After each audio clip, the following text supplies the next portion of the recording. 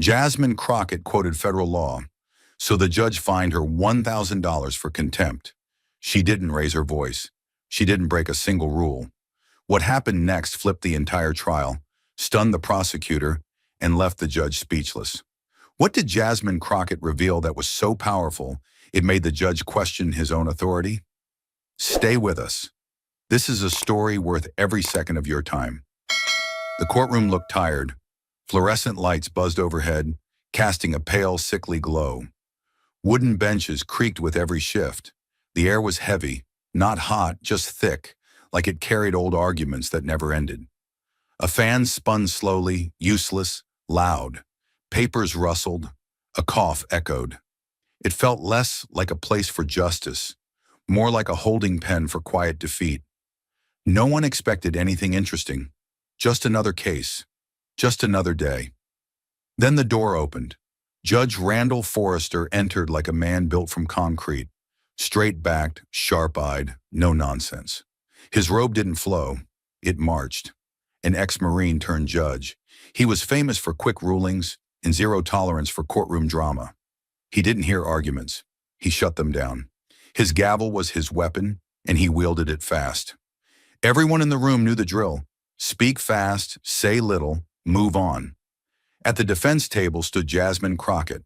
No flash, no noise, just stillness. Gray blazer, black slacks, folder in hand. She didn't fidget. She didn't smile. But her eyes, sharp, locked on Forrester like a sniper's scope. People barely glanced at her. A young woman, small frame, defending protesters in a courtroom that didn't care for speeches. No one saw the storm waiting beneath her silence, but they would. But beneath the silence, something was already moving.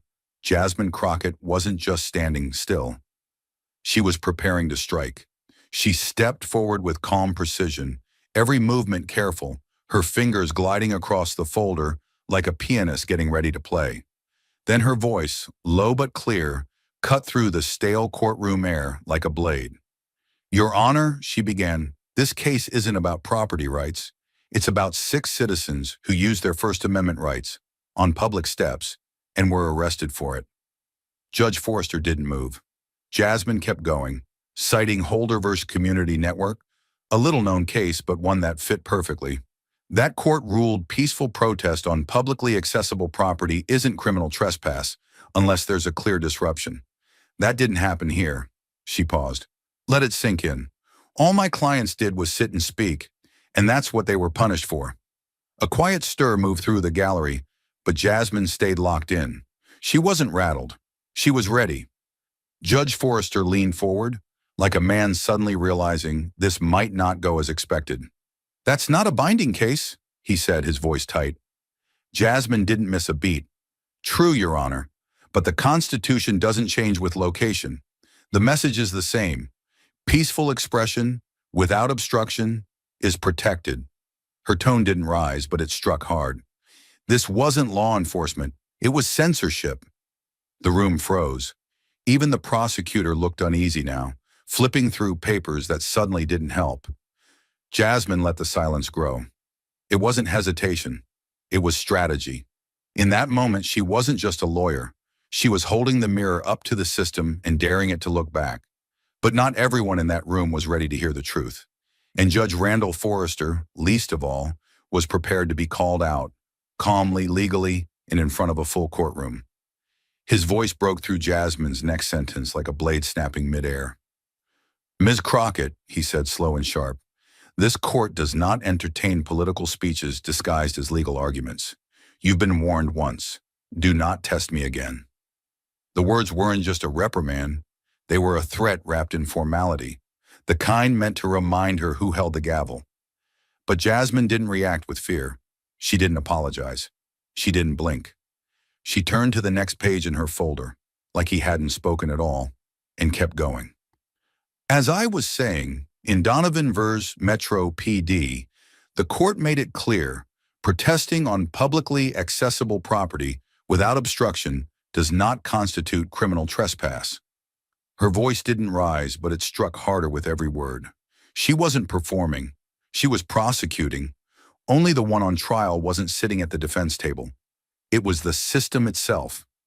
Forrester's hand hit the gavel before she even finished the sentence. One hard strike, then another. The sound cracked across the room like gunfire. That's enough. I've given you room, and you've used it to grandstand. Contempt of court, 1,000. The gavel hit again. Final. Brutal. The gallery gasped, louder this time. A woman covered her mouth. The law student in the back dropped his pen. Even the court clerk froze with her hands hovering over the keyboard. Jasmine just stood there, unmoving, like marble carved from resolve. The fine wasn't about the law. It was about control, about reminding her, without saying it, that this wasn't her space, her court, or her voice that mattered. The gavel still echoed in the room when Jasmine lifted her eyes. Not with rage, not with shock, but with precision. She didn't flinch. She didn't breathe fire. Instead, she let the insult hang in the air like smoke, then stepped through it without a tremor. Her voice came low, clear, and devastating in its restraint. "Your Honor," she said, "I respectfully request that the court provide its written rationale for the contempt citation so it may be entered into the appellate record." No emotion, no sarcasm, just the law, delivered like a scalpel instead of a sword. The temperature in the room dropped a full 10 degrees. The clerk blinked. The bailiff shifted. Even Judge Forrester, whose gavel had thundered seconds ago, didn't move. Because what Jasmine had just done wasn't defiance. It was control. She didn't fight fire with fire. She suffocated it with formality, and the court didn't know what to do with that. Everything slowed. You could feel it. The scraping of a chair leg suddenly sounded too loud. The flicker of fluorescent lights above seemed to grow sharper, harsher, as if the building itself was caught off guard. A lawyer in the gallery cleared his throat but didn't speak. No one did. The prosecutor stopped flipping pages. The law student in the back leaned forward, pen frozen midair. In a room built to silence dissent, Jasmine had made her voice the loudest by barely raising it at all. And for the first time that day, the courtroom didn't feel like it belonged to Judge Forrester. It felt suspended, unsettled, like something unspoken had just cracked the surface. Jasmine didn't press. She didn't smirk. She stood in that silence like a wall that wouldn't move. And without saying it out loud, the message was already clear.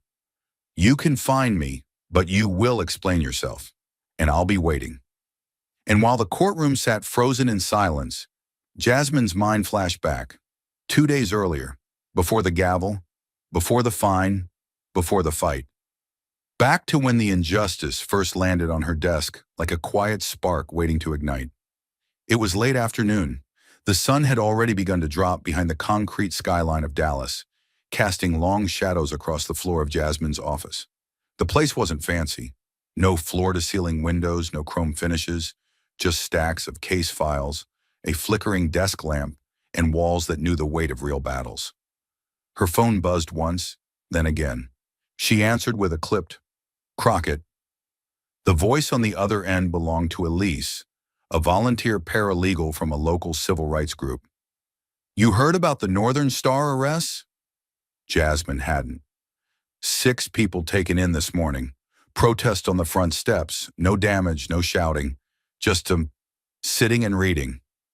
Jasmine leaned forward, brows tightening. "Reading what?" she asked.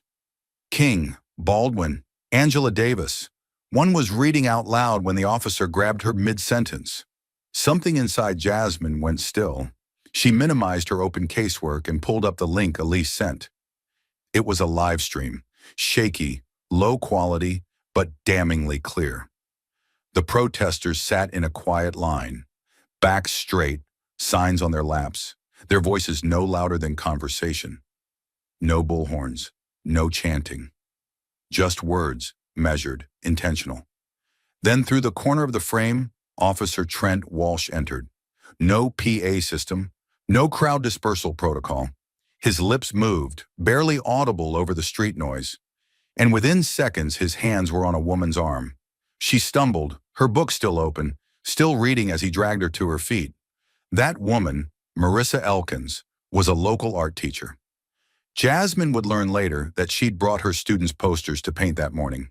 She didn't even finish her sentence before she was in cuffs. Jasmine paused the video and sat perfectly still. No blinking, no motion. She knew this setup. She'd seen it before, where fear of disruption becomes more dangerous than any disruption itself. The arrest reports were sloppy, identical language in all six, as if cut and pasted by someone who assumed no one would ever look twice. Trespassing, refusing to comply. 3 verbal warnings. Jasmine played the video again. There were no 3 warnings, not even close. 1 muttered command, 1 flash of impatience, and then escalation. The pattern was obvious and the intent behind it even more so. She leaned back in her chair, eyes narrowed, and said aloud to no one, "They thought no one would care." A few moments later, she was on the phone with the community office. "Send me the names, full reports, all video footage." Every scrap. Elise hesitated. "Just so you know, the local press isn't covering it. The DA's calling it routine enforcement." Jasmine's voice dropped. "It's never routine when a citizen gets arrested for reading." Her fingers tapped the desk twice. Her tone was cold steel. "This isn't a minor case. It's a stress test. For the system, for the court, and for me." As the city dimmed into silence, her office became a war room. A single desk lamp cast sharp shadows over stacks of legal books, notepads filled with red ink scribbles, and a monitor replaying the footage on loop. Her fingers flew across the keyboard, searching, cross-referencing, digging through federal databases like a surgeon working through bone. Not the big-name cases everyone quoted. Those were too broad, too diluted. She hunted for the buried ones, forgotten precedents, uncelebrated decisions with surgical language. Holder v. Community Network, Donovan v. Metro PD Serrano v. Falcon Ridge Corporation. Each case obscure, each one a scalpel. Together they formed a legal structure the court wouldn't see coming. They didn't make headlines, but they had teeth, and Jasmine sharpened every one of them. Every citation she wrote had purpose. Every footnote was a fuse. She wasn't just building a defense. She was laying down a legal minefield, one precise enough that any attempt to bulldoze it would explode in contradiction. She marked timestamps from the video and aligned them with claims from the arrest reports. She underlined discrepancies. She printed out excerpts from depositions that most lawyers would have ignored. The officer's claim of 3 clear warnings was ripped apart second by second until it was nothing but an empty excuse. As midnight crawled past and her office buzzed with quiet tension, Jasmine never looked at the clock. She wasn't tired, she was furious, and that fury was fuel. By 3:17 a.m., her opening statement was finished. By 4:10, her motion to dismiss was printed, clipped, and annotated. By sunrise, the legal brief on her desk was heavier than any weapon and twice as dangerous. She sat back in her chair, eyes burning, back aching, but her heart steady. The law was supposed to be the great equalizer, but lately it had become a wall, with power on one side and silence on the other. Jasmine wasn't just there to knock on it, she was ready to crack it open. Because she knew that in a courtroom rigged to rush the unheard out the back door, her job wasn't just to speak, it was to make them listen, whether they wanted to or not. By the time the courtroom reconvened, Jasmine was no longer just a defense attorney. She was a storm walking into a room full of lightning rods. Her overnight prep was now weaponized, and she moved with the quiet confidence of someone who had loaded every chamber. She approached the bench with precision, her binder thick with highlighted exhibits and time-stamped transcripts. Her voice, though steady, carried a different weight now, measured, deliberate, surgical. "Your Honor," she began, her voice as crisp as a paper snap, "I will walk this court through 3 essential facts, none of which have been disputed by evidence, and all of which directly undermine the foundation of the prosecution's charges." She slid the first document forward, an annotated diagram of the building's entryway. First, there was no obstruction. The front steps of Northern Star Oil are ungated, open to public foot traffic, and commonly used as a pedestrian pass-through. No doors were blocked, no entrances interfered. This is confirmed by both the building schematics and property usage permits filed with the city. She tapped the highlighted sections. My clients didn't cross into a restricted zone. They sat in a space accessible to every employee, visitor, and passerby. The judge didn't interrupt. Jasmine continued, flipping to the next section of her binder with surgical calm. Second, there was no official warning issued in compliance with law enforcement protocol. Officer Walsh's arrest report claims he gave 3 loud verbal directives, but the body cam footage tells a different story. She stepped to the evidence monitor, played a 10-second clip. Walsh's voice was barely audible over the traffic. "You have to move," he says once. Then within 4 seconds, he reaches down and yanks Marissa Elkins by the wrist. Jasmine paused the video. No megaphone, no repeated command, no waiting period. That is not lawful procedure. That is an officer acting out of impatience or instruction he never received from anyone in authority. She returned to the defense table and held up a single page, a sworn affidavit. Third, she said, locking eyes with Judge Forrester, there was no request for police intervention from the property itself. Her voice stayed calm, but it tightened like a drawn bow. This affidavit from Gerard Blanche, Director of Security at Northern Star, states clearly, no disruption was reported, no entrances were blocked, and no formal complaint was filed. Police were not summoned by management. They were responding to a phone call from a tenant on the 5th floor, someone unaffiliated with building operations. The room held still, not silent in the theatrical way, but in the heavy, paralyzed kind of way, where even the air seems to wait for what comes next. Jasmine lowered the affidavit slowly. So what does that leave us with, Your Honor? Citizens sitting peacefully on public access steps. No warning, no request for removal, no disruption, and yet arrests were made. Her tone sharpened, but never rose. If this court proceeds under the assumption that such behavior constitutes criminal conduct, we are no longer enforcing law, we are enforcing silence. But just as Jasmine's final words settled into the still air, weighty and irrefutable, someone tried to laugh it off. Predictably, it was Leland Briggs. The assistant district attorney had been quiet too long, and now he looked like a man forced into a fight he hadn't trained for. He adjusted his cuffs, cleared his throat a little too theatrically, and rose to his feet with the slow confidence of someone clinging to title more than truth. Your Honor, he began, forcing a casual smile, let's not pretend this is something it's not. He turned slightly, just enough to angle his body toward Jasmine, but not enough to face her directly. Ms. Crockett is clearly very passionate, and I respect passion, but we're not here to debate philosophy or rewrite constitutional history. He chuckled, an empty, dry laugh that echoed too loudly in the room. This is a simple case. These individuals were asked to leave. They didn't. That's trespassing. We're not dealing with some sweeping First Amendment issue. We're dealing with basic refusal to comply. He shrugged, glancing at the judge, as if seeking reassurance, as if trying to remind the court that the script had already been written and all Jasmine had done was stray off cue. He waved toward her binder like it was an overdue library book. And with all due respect, Your Honor, citing cases from different jurisdictions, especially ones with no binding authority here, is more creative writing than legal argument. The smirk on his face wasn't subtle. It was the kind of look you give when you think you've already won and just need to wrap things up. Let's not confuse the issue with academic hypotheticals. These defendants broke the law, plain and simple. The room didn't move. No heads nodded. No pens scribbled. If anything, the silence thickened. Because everyone in that room knew what had just happened. Even if Briggs didn't. He hadn't addressed the facts. He hadn't countered the affidavits, the video evidence, or the lack of procedural compliance.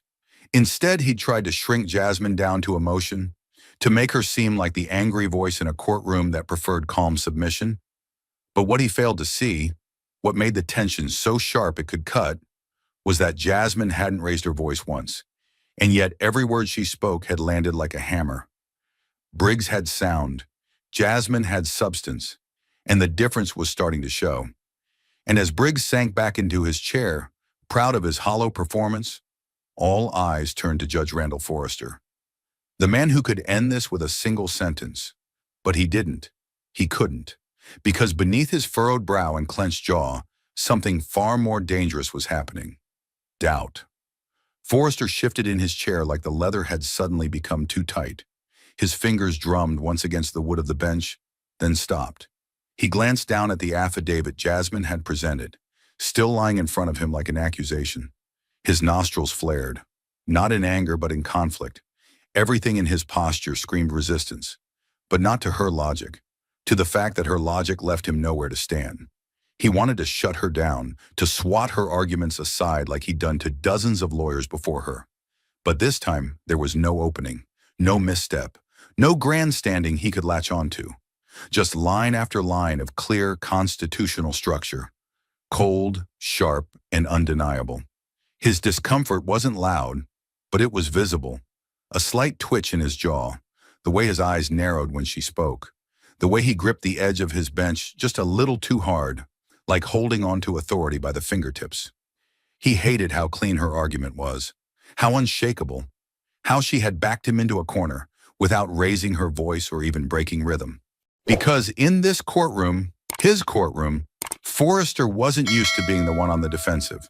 And now, with every quiet word Jasmine spoke, the authority he wore like a robe was starting to feel a little too thin. But the real blow didn't come from cross-examination, or a viral clip, or a courtroom outburst. It came from a single page buried deep inside the prosecution's own file, unmarked, unhighlighted, almost forgotten. And when Judge Forrester's eyes found it, everything in the room changed. He was flipping through the folder methodically, trying to maintain the rhythm of control. Skim, flip, glance, dismiss. But then something caught. A paragraph halfway down an affidavit, the kind of document most judges skim without thought. He paused. His eyes scanned the lines once, then again, slower, as if the words might shift if read too quickly. You could see the moment it hit him. His brow tightened, his posture stiffened. And then he read it aloud, voice lower than usual, not in performance but in weight. At the time of the protest, he began, eyes still locked on the page. No building entrances were obstructed. There was no physical damage. Protesters remained seated on the front steps and did not interfere with building operations. Law enforcement was not requested by property management. The courtroom didn't gasp. It didn't need to. The silence that followed was louder than any outburst could have been. Every face turned toward the bench, waiting, not for judgment, but for reaction. The irony was suffocating. This wasn't a defense strategy. It wasn't a hidden trick. This was their own evidence, quietly damning, overlooked by a system too eager to convict before it listened. Jasmine stood motionless, not triumphant, not smug, just steady, like she had already seen this moment play out in her mind. Because she had. She trusted the truth would outlast the noise. And now it stood in Forrester's hand, undeniable. He didn't speak right away. His eyes didn't leave the document. It was as if every rigid rule he lived by, the ones that told him who was credible, who was disruptive, who belonged, had just been called into question by a memo tucked between bureaucratic pages. For a man like Judge Forrester, doubt was the real punishment. His authority wasn't shaken by force. It was eroded by a fact he couldn't argue with. Slowly his gaze lifted to Jasmine. There was no glare this time, no scolding, just the heavy stillness of a man realizing that maybe, just maybe, he'd gotten this one wrong from the start. And there it was. Not surrender, but hesitation. The first crack in a wall built too high, too long, and too confidently. The affidavit still lay on the bench like an open wound in the prosecution's case, but Judge Forrester wasn't looking at it anymore. He was looking at her, at Jasmine Crockett. Something in his gaze had changed, less rigid, more searching, like a man trying to reconcile the person in front of him with something buried in memory. And then, without warning, his voice dropped an octave. Controlled, curious. "Ms. Crockett," he said, slow and deliberate, "did you represent a tenant in the Pathfinder case back in 2015? His words hung in the air, not an accusation, not a compliment, but something heavier, something personal. Jasmine's expression didn't change. No pride, no nostalgia, just clarity. "Yes, Your Honor," she said, steady as ever. She didn't offer details. She didn't need to, because the room had shifted again, and this time it wasn't tension. It was revelation. Forrester leaned back slightly, staring not at his papers, but at her. That name, Pathfinder, it hadn't crossed his mind in years. But now it flooded back. The tenant advocacy lawsuit that came out of nowhere and blindsided a county full of complacent officials. A case dismissed by many at first glance. Just another legal skirmish over rent control and unfair eviction notices. Until one young attorney tore the entire foundation out from under it with nothing but zoning code, municipal policy, and a voice that never cracked once. He remembered reading the ruling. It was tight, clinical, no fluff, no drama. But beneath it was something unmistakable, a surgical dismantling of systemic neglect. He remembered thinking, who the hell wrote this? Now, standing in his courtroom, was his answer. Jasmine Crockett. He looked at her again, but this time, not as an overzealous defense lawyer stretching the Constitution. Not as a woman trying to prove a point. He saw a strategist, a tactician, someone who'd fought this system before and left it changed in her wake. It wasn't admiration, not yet, but it was the beginning of something rare for a man like Forrester. Respect. The grudging kind. The kind that doesn't come from charisma or status, but from impact, from legacy. And suddenly, every sharp word he'd thrown at her earlier began to echo differently in his mind. Because maybe, just maybe, this wasn't someone making noise. Maybe this was someone who knew exactly where to apply pressure, and right now she was doing it without raising her voice, without flinching, and without giving him a single excuse to strike back. And with the affidavit still resting on the bench like a mirror no one wanted to look into, Judge Forrester sat in a silence of his own making. Not the silence of power, but the silence that follows the recognition of failure. He glanced once more at the documents before him, then at Jasmine, who stood still and calm, the embodiment of everything this courtroom tried to minimize. And then finally he spoke. His voice was lower now, not defeated, but stripped of the weight it once carried.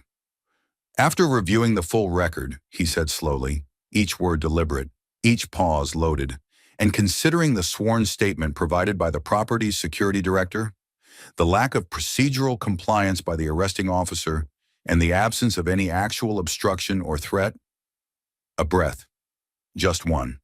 He looked down, then up. This court finds no legal basis to proceed. All 6 charges are dismissed with prejudice. There it was. A sharp exhale rippled across the room, but no one dared interrupt. He wasn't done. Furthermore, he continued, eyes now locked on Jasmine, the contempt citation issued earlier is vacated and expunged from the record. This court recognizes the argument presented was grounded in constitutional precedent. The gavel dropped, not with anger, but finality. A dull thud that didn't just end a hearing, it ended a storm. No applause followed. No outburst, just stillness, like everyone in that courtroom had witnessed something too precise to cheer for. This wasn't theater. This was a reckoning, a recalibration. The prosecutor sat frozen, his notes untouched. The clerk glanced up, unsure if she was supposed to type anything else. In the gallery, no one moved. Even the fluorescent lights, always buzzing faintly above, seemed quieter now, as if the room itself understood what had just happened. Jasmine didn't move right away. She let the silence do its work. She let the judge feel what it meant to say those words, not just legally, but morally. Then she reached for her binder, closed it with a soft click, and turned without a single wasted motion. Her clients looked at her like someone who had just pulled them back from a ledge they didn't even realize they were standing on. But she didn't smile. She didn't soak in victory. Because this wasn't victory, it was correction. She walked past the prosecution table without a glance, past the rows of watchers who no longer saw a defense attorney. They saw a force, not loud, not flamboyant, but relentless.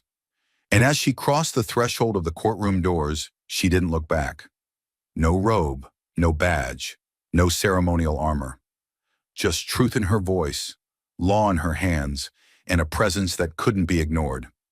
Jasmine Crockett left that courtroom like a warrior whose greatest weapon was silence sharpened by evidence, whose armor was reason, and whose battlefield was every place injustice thought no one was paying attention. She didn't need to win loudly. She had already won where it mattered most, in the place where power had to pause and listen. And just when it seemed like the story had ended, charges dismissed, gavel dropped, courtroom emptied, Jasmine Crockett found herself face to face with the man who had tried to silence her. Not in the courtroom, not behind the bench, but in the hallway outside, where titles don't echo and robes have no armor. The corridor was narrow, lined with peeling paint and the low hum of fluorescent lights overhead. Jasmine walked calmly, her binder tucked under one arm, steps steady, not hurried. She didn't expect to be stopped, certainly not by him.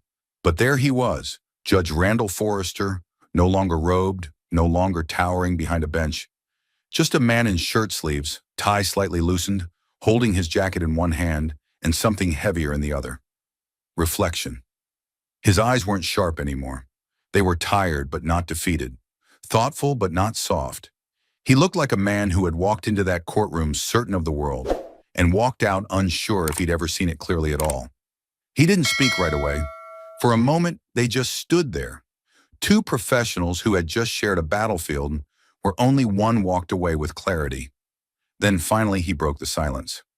"I used to teach procedural law," he said, voice quieter than it had ever been inside that courtroom. "Back then, I told my students something I believed with my whole chest." He looked straight at her now. "I told them, don't get too creative with civil rights arguments. The court doesn't care about poetry."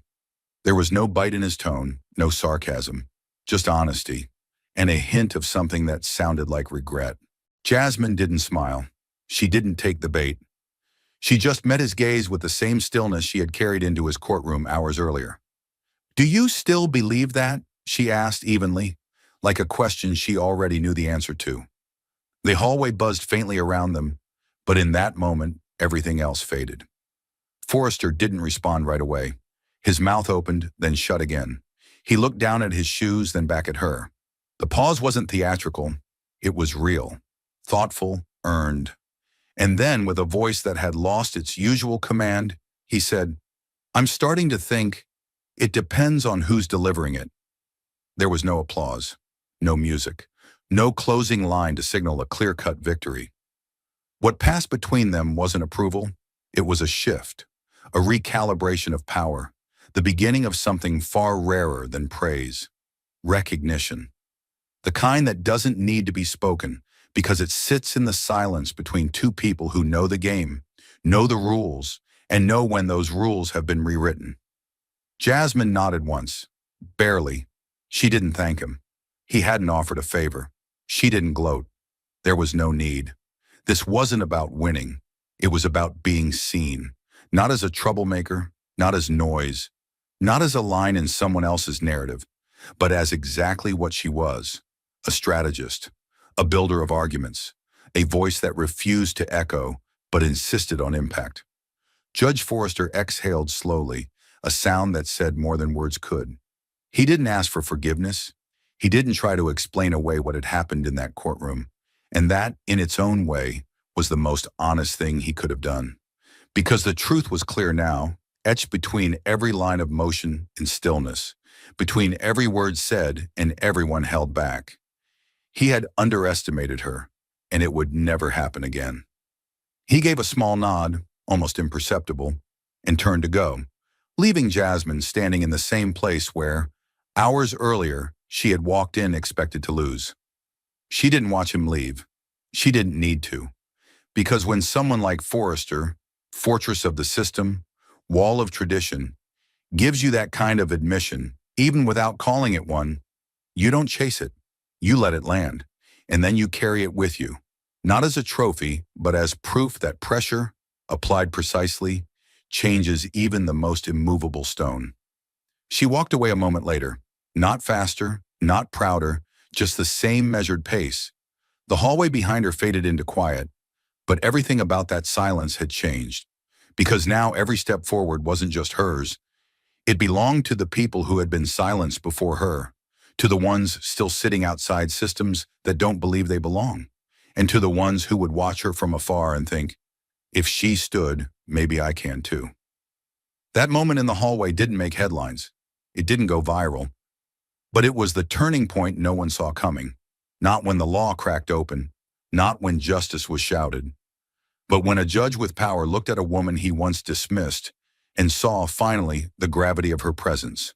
No robe, no bench, no gavel. Just truth, standing eye to eye. Outside, the courthouse had grown quiet. The crowd had thinned, the tension dissolved into late afternoon light, but Jasmine Crockett hadn't left yet. The battle was over, at least in the legal sense. But some lessons don't echo in closing statements. They settle in quieter places. And for one young man sitting across from her, the fight had left more questions than answers.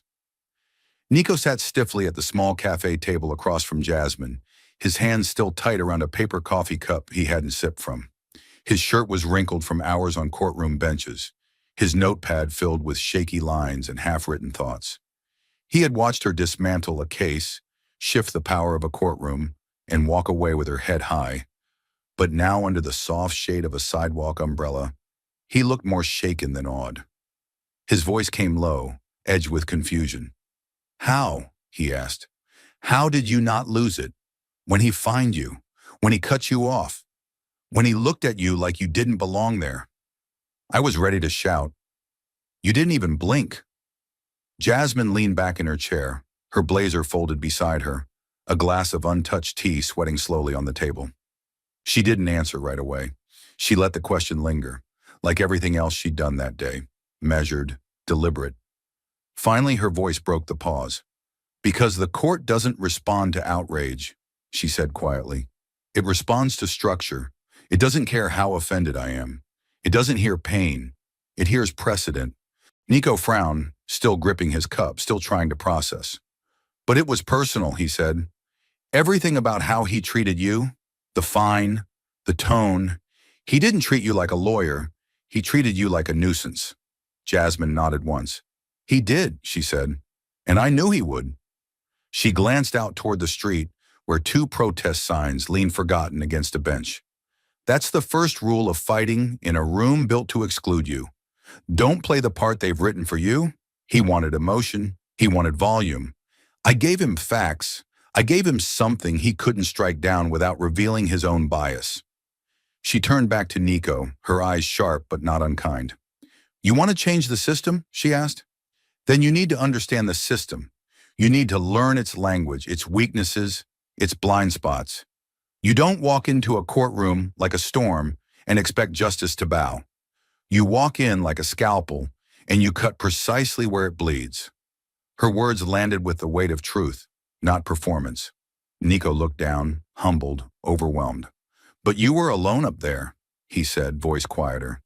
"Everyone was against you. The judge, the prosecutor. Half the room didn't even look you in the eye." Jasmine's mouth twitched. Not a smile, but something more tired. "I wasn't alone," she replied. "I had the Constitution, I had the law, and I had 6 people counting on me to speak when they couldn't." She picked up her glass but didn't drink. "You don't need the room to like you. You don't even need them to believe you. You just need to be undeniable." Nico stared at her, the gears in his head turning. "So you just buried your anger?" he asked. "You swallowed it?" Jasmine shook her head. "No, I transformed it. Anger is energy. You can burn the room down with it, or you can power every word, every footnote, every objection. One is loud, the other is lasting." She leaned forward now, her elbows resting on the table. "And if you want to last, Nico, you better learn how to let silence do your talking." The wind shifted. The signs on the bench fluttered. Jasmine looked at them for a long moment. "They think silence means weakness," she said, "but it's the most powerful thing you can wield when the words are already buried in law. I don't raise my voice because I don't need to. I've already built the argument. My job is to make sure no one can ignore it." Nico looked down at his notepad. For the first time that day, he didn't write anything. He just listened, because the fight wasn't about what was said in the courtroom anymore. It was about what would be remembered afterward. "I want to be like that," he said finally. "I want to be able to stand there the way you did. Calm, sharp, unshakable." Jasmine looked at him, her expression softening. "Then start by learning the law better than anyone who doubts you. Read the rulings no one quotes. Study the judges. Know their records, their logic, their limits. And when they try to dismiss you, don't shout, don't plead. Just drop the truth like a stone and let them feel the weight of ignoring it. He nodded slowly, not with eagerness, but with understanding. Do you ever get tired of it? He asked. Jasmine looked out toward the street again. A delivery truck rumbled by, drowning her answer for a second. When it passed, she said, all the time. But I get more tired watching people lose because no one showed up for them. Because someone got scared, or someone got tired, or someone got talked over and stopped talking altogether. The cafe was quiet now. The world moved on around them, unaware of what had just unfolded inside that courtroom, unaware of what had been broken and what had been restored. Jasmine stood, gathered her things. It's not about being loud, she said. It's about being clear, being unshakable, and being ready when it's your turn to speak. Nico stood too, still holding his notes. I don't think I'm ready, he admitted. She smiled, small but real. You're not supposed to be, not yet, but you came. You watched, you asked, that's where it starts. She turned to go, then paused. One day someone will ask you the same question you just asked me, and when they do, don't give them a speech. Give them structure. Give them something they can hold on to when the whole room tries to shake them loose. And then she was gone. No headlines, no spotlight, just footsteps on concrete, and the echo of something stronger than applause. Understanding. Nico looked down at the blank page in his notebook and finally wrote one word. Listen. As Jasmine turned the corner away from the cafe, the echo of Nico's quiet listen still pulsing behind her like the aftershock of a lesson just beginning, she paused near the edge of the courthouse steps. The day was beginning to dissolve into evening, shadows stretching across the pavement like quiet reminders of what had unfolded inside those stone walls. And then, just beyond the fountain at the square's edge, two young girls appeared, barely teenagers, still wearing backpacks slung over one shoulder, holding homemade protest signs cut from recycled cardboard. They weren't part of any legal team. They hadn't been inside the courtroom. They didn't know Jasmine's name. They didn't even look twice at her. But what they carried was louder than any verdict. One sign read, "We have the right to be heard." The other, "Silence is not a crime." Their markers had smudged a little, and the edges of their signs curled under the weight of tape and heat, but their grip on the wooden handles was firm. Young hands that hadn't yet learned how often power tries to erase them. They walked past her without hesitation, chatting between themselves about school, a teacher they didn't like, a video someone posted. To them, it was just another walk home from a protest, just another afternoon of standing for something that felt too big, too distant, too system-sized to truly touch. But Jasmine watched them go, her eyes fixed not on their innocence, but on their courage. They didn't know what had just been defended in that courtroom. They didn't know that their signs, their words, their very right to be present and vocal had been placed under threat and pulled back from the edge by someone they'd never meet. And Jasmine didn't need them to know. That was never the point. She didn't do it for thanks. She didn't do it for recognition. She did it because someone had to hold the line when no one else would. And sometimes the best victories are the ones that pass by unnoticed, quiet, uncelebrated, but enduring. She didn't smile. She didn't wave. She simply stood there, shoulders square, eyes steady, feet planted like roots through concrete. The courthouse loomed behind her, its walls no longer quite as immovable as they once seemed. And she became, in that moment, what the system never expected her to be. A presence it couldn't erase. A still point in a churning storm. A fixed truth in a world where policy often bends to pressure and power pretends not to hear. Jasmine stood like a monument the city hadn't commissioned, anchored, silent, but absolutely unyielding. She had walked through the storm and refused to be moved by it. Now she stood outside the very building that had tried to flatten her under precedent and perception, and she knew exactly what she had protected. It wasn't just 6 defendants. It wasn't just a handful of citations. It was the very idea that voices, even the smallest ones, matter. That expression, no matter how inconvenient, is not a threat. That silence isn't guilt. It's a strategy. And sometimes it's survival. The girls disappeared down the block, their signs swaying at their sides like flags after a quiet battle. Jasmine turned her head slightly, just enough to follow them with her eyes, then looked away. She didn't need to follow. They were safe now, not because the world had changed, but because today, in one courtroom, the rules had been reminded of their purpose. She took a slow breath and let it sit deep in her chest, anchoring herself like she had all day, not to anger, not to fear, but to certainty. Because real justice doesn't roar, it resonates. And Jasmine Crockett, she was its echo, the kind that doesn't fade, no matter how far the storm travels. Justice, Jasmine would tell you, is never granted by a sudden flash of light or a single heroic shout. It is carved inch by inch out of stubborn stone. And that is the first brutal lesson this case leaves behind. Systems survive on momentum, and momentum can be broken only when someone is willing to grind against it long after applause would have died. She walked into that courtroom armed with footnotes, timestamps, and an iron refusal to be hurried, proving that rage, if poured straight into procedure, becomes a blade protocol cannot dull. The lesson is stark. Do not waste fury screaming at the walls.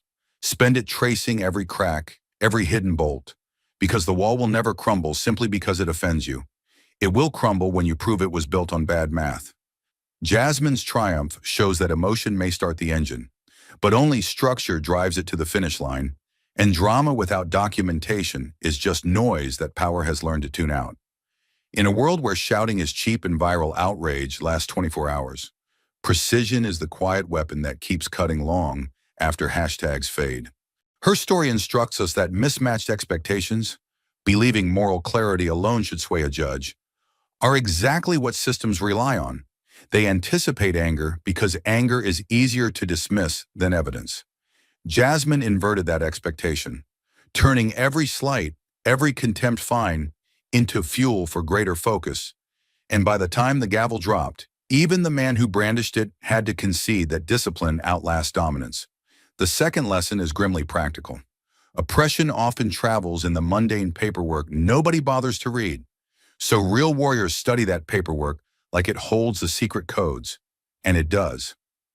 Hidden inside the prosecution's own file was the affidavit that shattered their narrative, a single slip of paper so damning it waited like a sleeping landmine for the first person meticulous enough to uncover it. Jasmine teaches that diligence is an act of rebellion, that poring over footnotes at 3 a.m.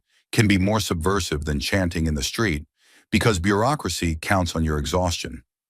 She weaponized the state's laziness against itself, turning their unexamined affidavit into a confession signed in ink. The message lands hard: never trust the surface summary. Dig until the evidence either stands or dies in your hands, and if the state won't do that work, make their negligence your strongest witness. Injustice, stripped of preparation, stands naked. The only reason it often survives is because no one has the patience to undress it. A third, quieter takeaway lurks beneath the drama. Identities that power labels volatile, women, minorities, the young, become unstoppable precisely when they refuse the emotional script written for them. Jasmine knew the courtroom expected her to bristle, to crack, to confirm every stereotype that would justify dismissing her argument. So she countered by draining her voice of visible anger and filling it with calibrated certainty. She left the emotional weight hanging over the prosecution's table instead, forcing them to sputter with condescension while she methodically documented their contradictions. The result is a tactical principle. When a system anticipates your fury, starve it. When it anticipates your silence, speak, but always on your terms, never on theirs. By refusing the bait, Jasmine made Forrester's contempt charge feel petty, almost juvenile, and when the fine evaporated, it was his credibility that thinned, not hers. The injustice she faced wasn't just legal, it was a social narrative eager to shrink her. She beat it by refusing to fit the frame. Then there is the strategic lesson of audience. Jasmine was never truly debating Forrester or Briggs. She was documenting them for a future panel of appellate judges, for the press that might eventually read those transcripts, for every junior lawyer like Nico who will shape tomorrow's courts. She played a longer game than the room could see, And that is why she asked for the fine's rationale for the appellate record. A subtle reminder that today's decision-makers are accountable to tomorrow's scrutiny. This adds an urgent moral. When justice is deferred, ensure the record is your ally, because the record lives longer than any judge's temper. If power must ignore you now, force it to confront you later in black and white, where emotion dissolves and logic remains. Jasmine didn't just win dismissal. She built a case study that will haunt future prosecutors who try the same shortcut, and that echo may free more voices than the 6 she defended. Impact, she proves, is exponential when built on a paper trail. The story also hammers home a chilling truth about state force. The faster an officer moves from command to cuffs, the more essential it becomes to pause the video frame by frame until the lie is visible. Officer Walsh acted within seconds, an interval short enough that most viewers would blink and miss the violation. But Jasmine slowed that footage until every skipped warning was undeniable. Her insistence invites us to see technology not as spectacle, but as microscope.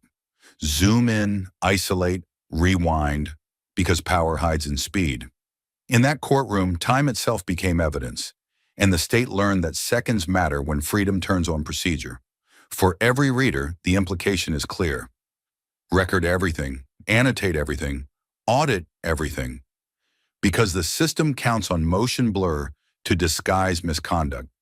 Jasmine's cross-referencing of timestamps and oral reports dismantled a narrative built on assumed authority, and that technique is replicable. Courage paired with technology can catch impunity mid-stride and pin it to the wall. Another enduring message radiates from Forrester's late-day transformation. Even entrenched authority can shift, but not through humiliation, through incontrovertible logic that leaves it no honorable escape except concession. Jasmine did not seek to embarrass the judge. She boxed him in with facts so precise that retreating from them would have stained his robe more than conceding. That moment underscores a bittersweet hope. Systems can evolve, not because they grow hearts, but because someone makes the cost of ignorance exceed the cost of change. Yet it also warns reformers to keep their swords sheathed until the cut counts. If she'd mocked him when he wavered, he might have doubled down. Mercy, in that fragile instant, was a tactical choice yielding maximal impact. Forrester walked away, not humiliated, but enlightened enough to rethink his old lecture lines about poetry and civil rights. That subtle victory suggests that persuading power often requires sparing its pride, so it can pivot without shattering completely. The narrative further delivers a civic directive. Bystanders may never clap, the gallery may remain stone-faced, but apathy is not proof your fight is futile. The spectators in Jasmine's courtroom seemed unmoved, yet hours later, 2 teenage girls marched by with handmade signs echoing the very rights she defended. Change, the story insists, often travels unseen, germinating in the silence after a verdict, blooming later in places you'll never stand.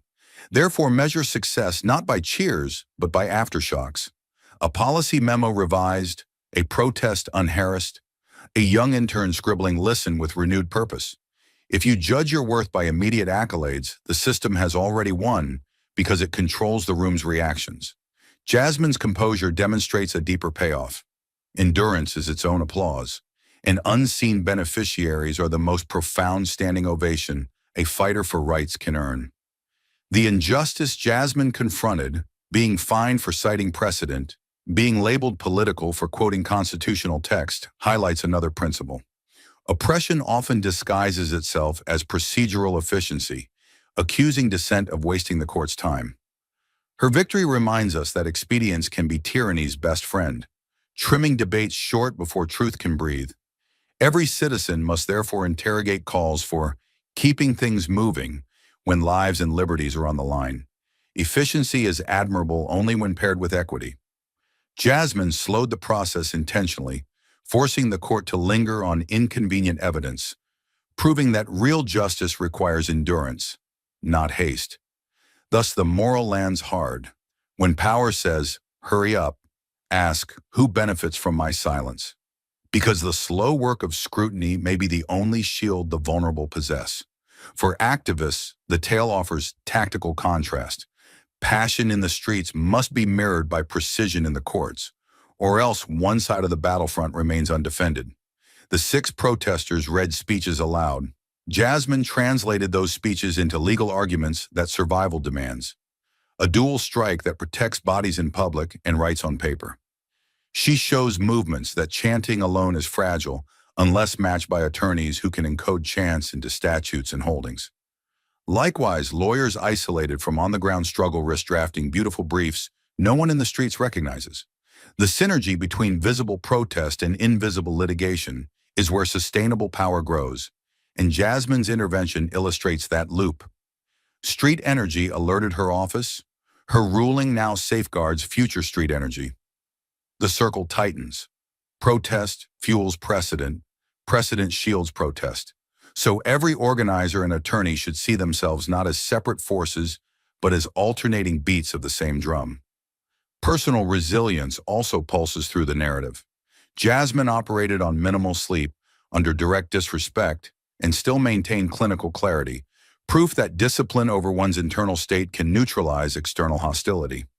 When the judge's contempt fine thundered, it was meant to unbalance her. Instead, it underscored her balance. That steadiness isn't supernatural, it's practiced. A muscle built by countless smaller confrontations, where she learned to treat slight as signal, insult as data, emotion as fuel. Viewers must grasp that poise is trainable. Anyone willing to confront discomfort repeatedly can eventually stand where she stood. The human lesson, then, is not that Jasmine is exceptional beyond reach, but that excellence is the product of repeated choice. Show up, stay calm, do the work, let the facts speak. Her calm became the loudest voice in the room precisely because she trained herself to hear evidence over ego, a mental regimen every aspiring advocate can adopt. Finally, the story fires a warning flare. Rights erode not in cataclysms, but in quiet moments when no one is paying attention.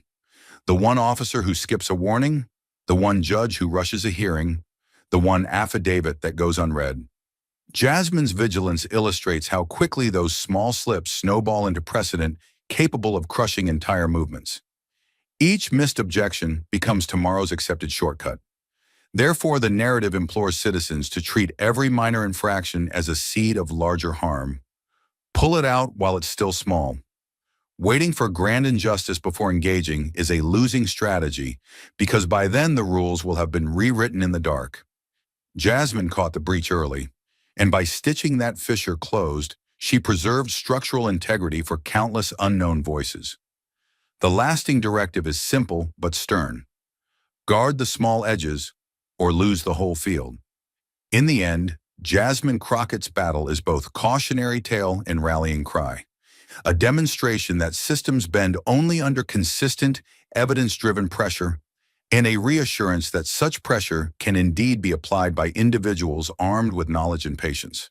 She faced sexism, racial bias, and institutional inertia, all real, all formidable, but none immune to relentless logic.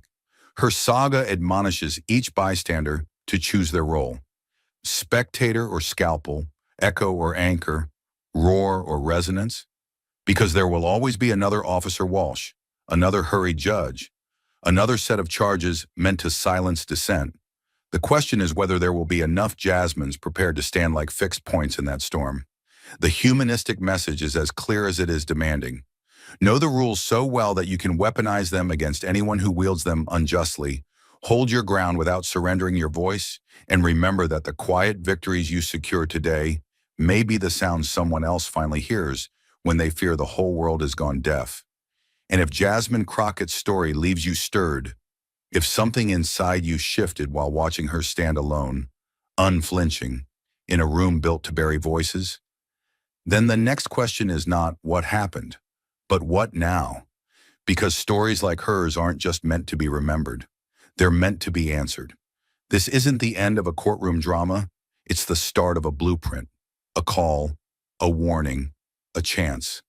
Somewhere right now, another protester is being cuffed without cause. Another judge is preparing to dismiss arguments they haven't even heard. Another young attorney is being told to stay quiet, to wait their turn, to not make waves. If that bothers you, and it should, then it's time to stop watching from the gallery. It's time to take a seat at the table, even if no one offers you one. It's time to build your voice into something that can't be muted by fear, by force, or by procedure disguised as fairness. Start with this. Learn the law, not the version handed down in headlines, but the real one, ugly, complicated, coded in language designed to keep outsiders outside. Understand the rules so deeply that you can bend them back toward justice without breaking them. Study the cases that never made the front page, the footnotes, the dissenting opinions. Arm yourself with knowledge so precise it can't be ignored, so sharp it makes even the most stubborn gavel hesitate before falling. Don't just be angry, be prepared. Anger burns fast, but strategy survives. Jasmine didn't walk into that courtroom with fury. She walked in with receipts, with timelines, with federal precedents barely used but perfectly placed. That's not talent, that's work. And if she can do it, so can you. If you're a student, read more. If you're a lawyer, fight harder.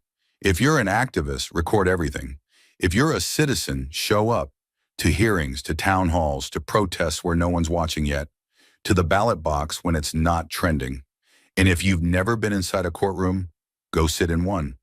Watch how language is used as a weapon. See how often silence is mistaken for guilt. And if that silence looks familiar, if it sounds like someone you know, or someone who looks like you, or someone no one listens to, then you already have a reason to act. Don't wait until it's your name on the docket to care. Jasmine Crockett didn't just win a case, she issued a challenge to every person who believes in fairness, to every voice that's been told it's too much or too little, to every young fighter who thinks they're not ready. She proved that readiness isn't about confidence. It's about clarity, about knowing what's right and refusing to let the world forget it. So if you've been waiting for a sign, this is it. The system doesn't change when it's asked politely. It changes when someone walks in with enough truth to rattle its bones. Be that someone. Be quiet if you must, but never be invisible. Be unshakable. Be precise. Be undeniable. The storm isn't coming. It's already here. And justice doesn't need more spectators. It needs anchors. It needs Jasmines. It needs you.